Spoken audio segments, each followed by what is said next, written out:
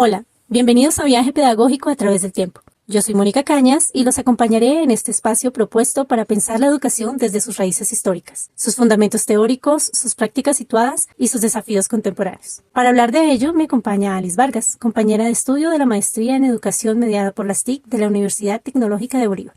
Hola Mónica, una calurosa bienvenida a toda nuestra audiencia. En este episodio reflexionaremos sobre una experiencia pedagógica desarrollada en el primer jardín indígena de Bogotá, Guaguita Cunapaguasi, que traduce la casita de los niños y niñas en lengua inga. Esta práctica resulta especialmente relevante en un contexto educativo contemporáneo, en el que, según Ideas de Díaz, la pedagogía se comprende no solo como el arte de enseñar, sino como una ciencia de la educación y un campo discursivo, atravesado por dimensiones históricas, sociales y culturales. Ya que Mónica fue la docente que participó y apoyó este espacio, me gustaría que le cuentes a nuestra audiencia por qué es importante evocar esta experiencia. Muchas gracias, Alice. Empecemos entonces este diálogo entre las bases epistemológicas de la pedagogía de la memoria y los debates actuales sobre qué significa realmente aprender, ya que en un contexto educativo atravesado por tensiones entre estandarización, diversidad cultural y justicia social, resulta fundamental volver la mirada hacia prácticas que nos interpelan como docentes y como sujetos históricos. Este recorrido nos permitirá pensar la pedagogía no solo como técnica, sino como campo discursivo, ético y político, comprometido con la formación humana integral. Bueno, Mónica, tengo entendido que Guaguita Cunapaguasi es un jardín indígena dirigido a niños y niñas de primera infancia de comunidades indígenas que no viven en su territorio, sino que por distintos motivos se han desplazado a la ciudad. Sí, Alice. Dentro de su población había niños pertenecientes a las comunidades inca principalmente, pero también había quechua y caucamos. Las docentes titulares eran maestras de la comunidad inca y contaban con el apoyo de docentes de la Universidad Pedagógica Nacional. Este trabajo conjunto articuló saberes ancestrales, lengua originaria, prácticas comunitarias y enfoques pedagógicos contemporáneos. Un ejemplo de ello lo podemos ver en una experiencia pedagógica en torno al maíz que se realizó, concebida desde la cosmovisión indígena. Esta inició con la narración de una historia ancestral sobre el origen y el significado de la planta como alimento sagrado y eje de la vida comunitaria. Posteriormente, las maestras llevamos mazorcas reales al aula que los niños y niñas desgranaron. Más adelante preparamos con ellos masa de maíz y elaboramos arepas, que fueron consumidas por los niños en el jardín y también compartidas con sus familias al llevarlas algunas a casa. Esta actividad integró relato, experiencia sensorial, trabajo colectivo y vínculo comunitario, articulando saberes culturales, afectivos y cognitivos.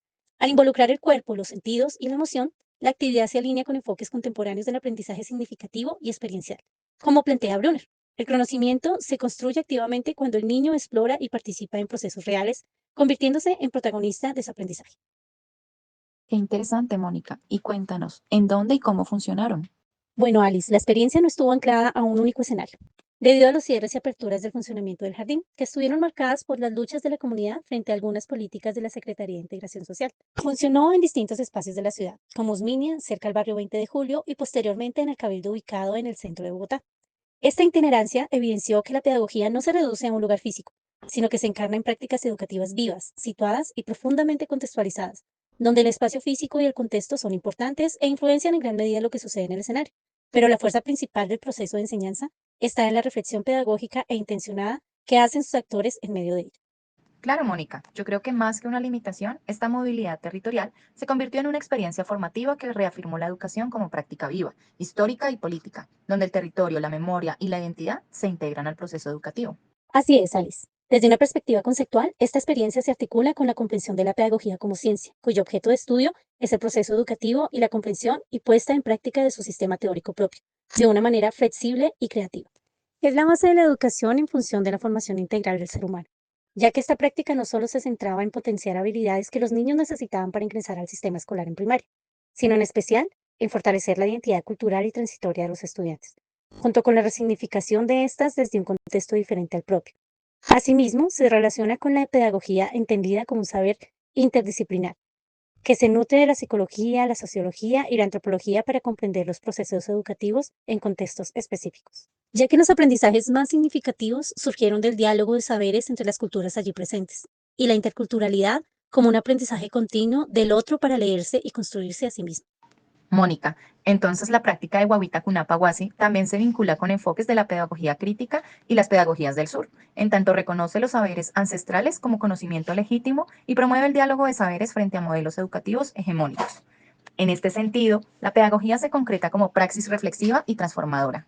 Y desde una perspectiva epistemológica, esta práctica se relaciona con la comprensión de la pedagogía como una ciencia autónoma que articula múltiples momentos históricos y discursivos.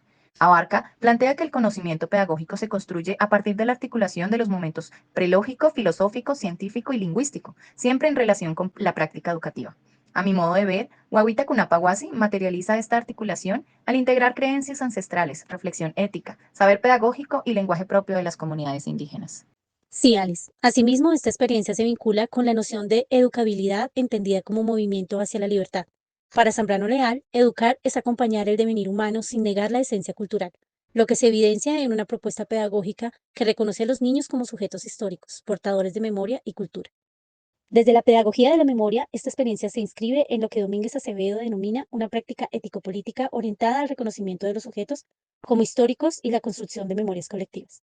El jardín no solo transmitía saberes, sino que promovía una relación activa entre pasado, presente y futuro, fortaleciendo identidades culturales frecuentemente invisibilizadas por la educación hegemónica. Mónica, finalmente podríamos afirmar que, al contrastar esta experiencia con los debates contemporáneos sobre aprendizaje, se evidencian tensiones con modelos centrados exclusivamente en la evaluación y el rendimiento. Tengo entendido que al finalizar su proceso en el jardín e ingresar a escuelas con educación tradicional, muchos de los niños varones eran obligados a cortar su cabello, desconociendo el significado cultural que para ellos tiene. Sumado a ello, los egresados solían ser catalogados como estudiantes que ingresaban con bases poco sólidas en relación a los prerequisitos para empezar primaria.